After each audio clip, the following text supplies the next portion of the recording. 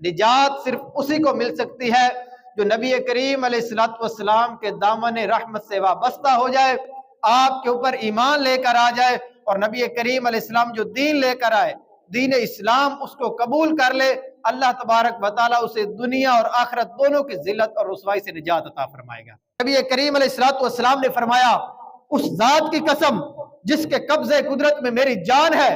اگر آج حضرت موسیٰ علیہ السلام اپنی ظاہری حیات کے ساتھ دنیا میں دوبارہ تشریف لے آئیں تو ان کے پاس بھی میری پیروی کرنے کے سوا کوئی چارہ نہیں ہے، کیونکہ نبی کریم علیہ الصلوۃ والسلام کے تشریف لانے کے بعد دین اسلام کو، دین مصطفیٰ کو قبول کرنے کے علاوہ کوئی چارہ نہیں ہے۔ آج اگر کوئی یہ دعویٰ کرے کہ میں تو فلاں مذہب پر عمل کر رہا ہوں، میں تو عیسیٰ علیہ السلام کے مذہب پر عمل کر رہا ہوں، ہمارے پاس تورات ہے، ہمارے پاس بائبل ہے، ہمارے پاس انجیل ہے، فرمایا ہرگز اس کا یہ دعویٰ قبول